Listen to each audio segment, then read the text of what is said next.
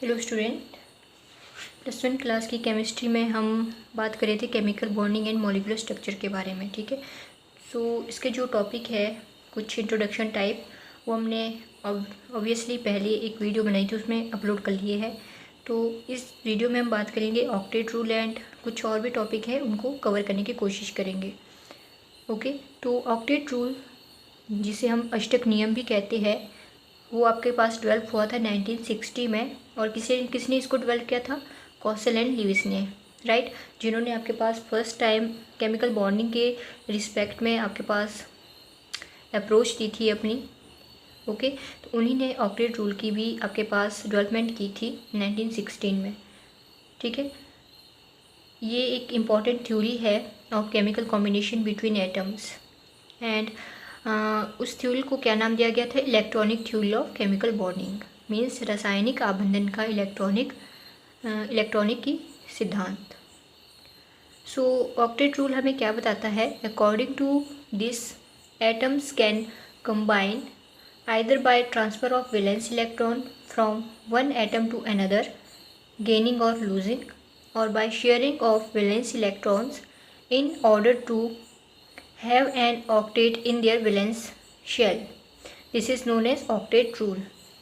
So इस theory के अनुसार, इस सिद्धांत के अनुसार, परमाणु का संयोजक इलेक्ट्रॉनों के एक परमाणु से दूसरे परमाणु पर स्थानांतरण के द्वारा अथवा संयोजक इलेक्ट्रॉनों के सहभाजन के द्वारा होता है। ठीक है, सो ऑक्टेट रूल में क्या बात की गई है कि जो आपके पास एटम है वो कंबाइन करते हैं either by the transfer of valence electron from one atom to another, या फिर by sharing of valence electron in order to have an octet in their valence shells. ठीक है, सो इस प्रक्रिया में परमाणु अपने संयोजकता कोश में अष्टक प्राप्त करते हैं और इसे हम क्या कहते हैं? ऑक्टेट रूल या फिर अष्टक नियम कहते हैं। सिंपल है। तो ये थे आपके पास ऑक्टेट रूल, जो हमें कौशल एंड ल्यूइस ने दिया था। बट इस रूल में क्या थी? लिमिटेशंस थी। इस रूल की कुछ लिमिटेशंस है। कौन कौन सी लिमिटेशंस है वो? So it is quite useful for understanding the structure of most of organic compounds and it applies mainly to the second period element of the periodic table. There are 3 types of exceptions to the octet rule. यद्यपि इसकी बात की गई है, यद्यपि अष्टक नियम अत्यंत उपयोगी है, मीन्स ये बहुत ही ज़्यादा यूजफुल है, परंतु यह सदैव लागू नहीं किया जा सकता। क्यों नहीं किया जा सकता? यह मुख्य रूप से आवर्त सारणी के द्वितीय आवर्त के तत्वों पर लागू होता है। मीन्स ये जो आपके पास सेकंड पीरियड के एलिमेंट्स हैं उन्हीं के लिए यूजफुल है, उन्हीं पे हम इसको अप्लाई कर सकते हैं। ठीक है, तथा अधिकांश कार्बनिक यौगिकों की संरचनाओं को समझने में उपयोगी होता है। ओके, तो अष्टक नियम के 3 प्रमुख उपवाद है, means there are 3 types of exceptions to the octet rule. तो वो कौन कौन सी एक्सेप्शंस है आपके पास? वो रहती है, सबसे पहले आता है केंद्रीय परमाणु का अपूर्ण अष्टक, means the incomplete octet of the central atom, ये इसकी एक लिमिटेशन है। सेकेंड है odd electron molecules. So first था आपके पास केंद्रीय परमाणु का अपूर्ण अष्टक, मीन्स कुछ यौगिकों में केंद्रित परमाणु के चारों ओर उपस्थित इलेक्ट्रॉनों की संख्या 8 से कम होती है, इसलिए जो ऑक्टेट रूल है उसको हम इसमें अप्लाई नहीं कर सकते हैं। ठीक है, सेकंड था ऑड इलेक्ट्रॉन मॉलिक्यूल्स, विषम इलेक्ट्रॉन अणु। उन अणुओं जिनमें इलेक्ट्रॉन की कुल संख्या विषम मीन्स ऑड होती है, में भी इस नियम का पालन नहीं कर सकते हैं। ठीक है, जो ऑड इलेक्ट्रॉन के मॉलिक्यूल है उसमें भी आपके पास जो ऑक्टेट रूल है वो एप्लीकेबल नहीं है। थर्ड है द एक्सपेंडेड ऑक्टेट, प्रसारित ऑक्टेट। आवर्त सारणी के तीसरे तथा इसके आगे के आवर्तों के तत्वों में आबंधन के लिए 3s और 3p कक्षकों में के अतिरिक्त 3d कक्षक की भी उपलब्ध होते हैं। मीन्स जो आपके तीसरे या फिर इसके आगे जो पीरियोडिक टेबल में एलिमेंट्स हैं उसमें 3s 3p के साथ साथ 3d कक्षक भी उपलब्ध होते हैं। इन तत्वों के अनेक यौगिक में केंद्रित परमाणु के चारों ओर 8 से अधिक इलेक्ट्रॉन होते हैं। तो मीन्स उसमें भी 8 से ज़्यादा इलेक्ट्रॉन है, इसीलिए वहाँ पर भी हम इस जो ऑक्टेट रूल है उसके लिए हम लिमिटेशन लगाते हैं कि आपका जो ऑक्टेट रूल है वहाँ पे भी एप्लीकेबल नहीं हो सकता है। ओके, तो ये था आपके पास ऑक्टेट रूल एंड इसकी लिमिटेशंस। इसमें आपके पास एक इम्पॉर्टेंट टर्म रहेगी था repulsive interaction of electron pairs decreasing in the order. Means electron युग्मों के बीच प्रतिकर्षण अनयोन्य क्रियाएँ निम्नलिखित क्रम से घटती है। तो ये क्वेश्चन आपका नीट के एग्ज़ाम में भी आता है। ठीक है, वेरी इंपॉर्टेंट क्वेश्चन, आपके पास ये क्वेश्चन हमेशा आता है एग्ज़ाम पॉइंट ऑफ व्यू से, तो आप इसको अच्छे से नोट कर लीजिए। सो इसमें क्या होता है, सबसे पहले lone pair is greater than lone pair bond pair and lone pair bond pair is greater than bond pair. ठीक है, तो ये आपके पास रहता है repulsive interaction of electron pair का decreasing order. Very important question है, मैं आपके पास दोबारा बताना चाहूँगी। ओके, तो इसको अच्छे से नोट कर लीजिए, एग्ज़ाम पॉइंट ऑफ व्यू से ये इम्पॉर्टेंट रहता है। The valence shell electron pair repulsion theory, VSEPR theory जिसे हम आज समझते हैं। So valence shell electron pair repulsion theory हमें क्या समझाती है? ठीक है, तो संयोजकता कोश इलेक्ट्रॉन युग्म प्रतिकर्षण सिद्धांत, जिसे हम हिंदी में कहते हैं। As we know, Lewis concept is unable to explain the shape of molecule. हम सभी को मालूम है जो ल्यूइस का कंसेप्ट था वो आपके पास जो शेप है मॉलिक्यूल की उसको एक्सप्लेन नहीं कर पाया। ठीक है, so this theory provide a simple procedure to predict the shape of covalent molecule. तो जो विस्पर थ्योरी है, ठीक है, विस्पर थ्योरी में हमें एक सिंपल प्रोसीजर मिलता है जिसकी मदद से हम शेप को प्रेडिक्ट कर पाते हैं कोवेलेंट मॉलिक्यूल की। ठीक है, Sidgwick and Powell 1940 proposed a simple theory based on the repulsive interaction, जिसकी हमने अभी थोड़ी देर पहले बात की रिपल्सिव इंट्रैक्शन की। ठीक है, तो उन्होंने दो साइंटिस्ट थे, इन दोनों ने आपके पास 1940s में रिपल्सिव इंट्रैक्शन के बेस्ड पे एक सिंपल थ्योरी दी। ठीक है, simple theory based on the repulsive interaction of the electron pairs in the valence shell of the atoms, and further इसको डेवलप एंड रिफाइंड किया था हेलम एंड गिल्स्पाई ने 1957 में। ठीक है, सो सिज्विक एंड पोवेल ने परमाणुओं के संयोजकता कोश में उपस्थित युग्म इलेक्ट्रॉन के बीच प्रतिकर्षण अनयोग्य क्रियाओं के आधार पर प्रतिपादित की थी। इस विधि को माह्यूम तथा ग्लैप्सी ने सन 1957 में और अधिक विकसित और संशोधित किया। सो जो आपके पास मेन पोस्टुलेट्स है VSEPR थ्योरी के, वो क्या रहेंगे? फर्स्ट वन है the shape of a molecule depends upon the number of valence shells electron pair bonded और non bonded around the central atom.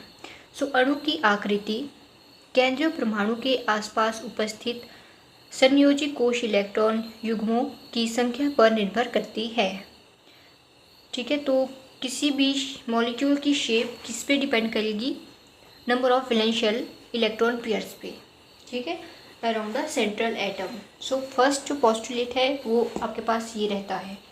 Second है pairs of electrons in the valence shell repel one another since their electron clouds are negatively charged.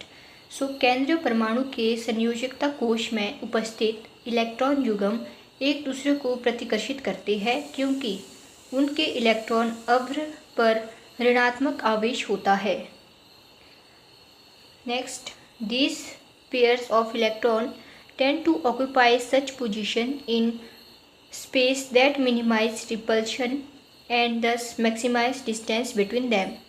Means ये electron युग्म त्रिविम में उन स्थितियों में अवस्थित होने का प्रयत्न करते हैं जिनके फलस्वरूप उनमें प्रतिकर्षण कम से कम हो।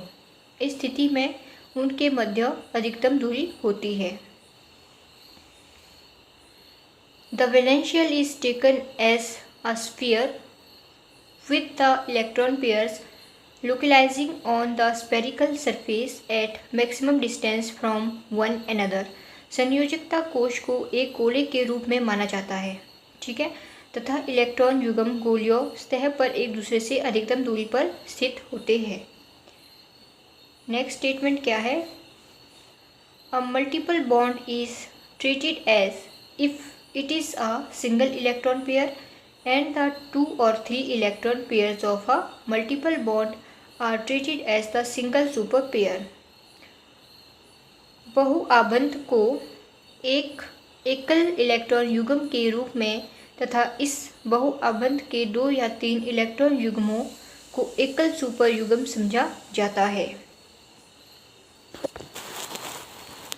Where 2 or more resonance structure can represent a molecule, the Whisper model is applicable to any such structure। यदि अणु को 2 या अधिक अनुवाद संरचनाओं द्वारा दर्शाया जा सके तो इस स्थिति में विस्पर मॉडल ऐसी प्रत्येक संरचना पर लागू होता है। ये थे आपके पास पोस्टुलेट्स, ठीक है, VSEPR थ्योरी से रिलेटेड। नेक्स्ट जो इम्पोर्टेंट थ्योरी है वो है वैलेंस बॉन्ड थ्योरी, ठीक है। अभी हमने विस्पर थ्योरी के बारे में पढ़ा, अब नेक्स्ट क्या है? वैलेंस बॉन्ड थ्योरी, जिसे हम संयोजकता आबंध सिद्धांत कहते हैं। As we know that Lewis approach helps in writing the structure of molecule but it fails to explain the formation of chemical bond. तो हम सभी को पता है, जो हमने अभी कॉन्सेप्ट पढ़ा, ठीक है, ल्यूइस अप्रोच का, उसे हम स्ट्रक्चर ऑफ मॉलिक्यूल के बारे में बता सकते हैं, ठीक है, बट ये हमें केमिकल बॉन्ड की फॉर्मेशन कैसे हो रही है इन बॉन्ड के बीच, उसको बताने में अनेबल था, ठीक है। और जो आपके पास विस्पर थ्योरी है वो किसके लिए रिस्पॉन्सिबल है? वो क्या एक्सप्लेन करती है? Shape of molecule. And Lewis क्या एक्सप्लेन करती है?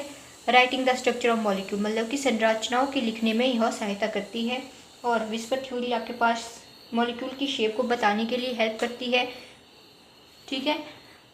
बट आपके पास जो दोनों ही थ्योरी है वो कहीं ना कहीं केमिकल बॉन्ड की आपके पास कैसी फॉर्मेशन हो रही है उसको बताने में अपने आप को एप्लीकेबल नहीं समझती है, ठीक है।